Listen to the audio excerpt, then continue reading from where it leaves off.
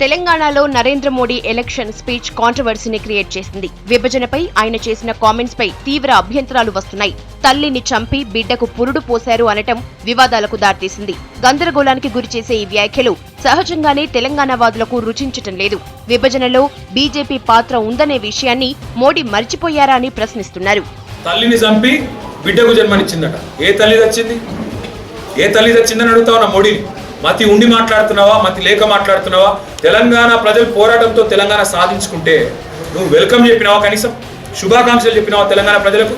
ఇలా తెలంగాణ గడ్డ మీదకి వచ్చి తల్లి చచ్చిపోయింది, బిడ్డ పుట్టింది అంటున్నావు. ఏ తల్లి చచ్చిపోయిందని నేను అడుగుతున్నా. తెలంగాణను అడ్డుకునేందుకు చివరి వరకు పోరాడిన చంద్రబాబుతో మోడీ వేదిక పంచుకోవటం విమర్శలకు తావిస్తోంది. టీ బిల్లును అడ్డుకునేందుకు జాతీయ స్థాయిలో టీడీపీ అధినేత చేయని ప్రయత్నమంటూ లేదు. ఢిల్లీలో మకాం వేసి మరీ కుట్రలు చేశారనే ఆరోపణలున్నాయి. బిల్లును గట్టెక్కించిన బీజేపీ ఇప్పుడు అదే బాబుతో వేదిక పంచుకోవటంపై ఇతర పార్టీల నుంచి విమర్శలు ఎదుర్కోవాల్సి వస్తోంది. బలిదానాల గురించి మాట్లాడిన మోడీ గతంలో 3 రాష్ట్రాలతో పాటు తెలంగాణను బీజేపీ ఇచ్చి ఉంటే ఈ పరిస్థితి వచ్చేదా అనే ప్రశ్నలు సంధిస్తున్నారు. రకరకాల రీతుల్లో తెలంగాణకు గండిగొట్టే ప్రయత్నం చేసిన తెలంగాణ ద్రోహి చంద్రబాబు నాయుడు.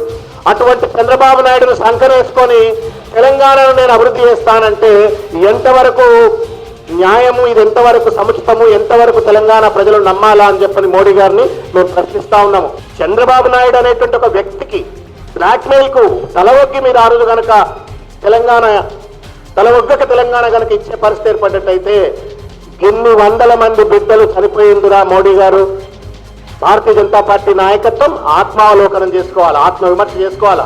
2000 సంవత్సరంలో 3 రాష్ట్రాలతో పాటుగా మీరు ఇచ్చింటే 14 సంవత్సరాల రాష్ట్రం అవుతుండే తెలంగాణ రాష్ట్రము. ఎన్డీఏకు బలం ఇచ్చేందుకు ఏర్పాటు చేసిన సభల్లో మోడీ చేసిన వ్యాఖ్యలు జనంపై ప్రభావం చూపే అవకాశం లేకపోలేదు. విభజనకు సహకరించిన బీజేపీతో బాబు జతకట్టడాన్ని సీమాంధ్ర జనం ఎంతవరకు ఆదరిస్తారో చూడాలి.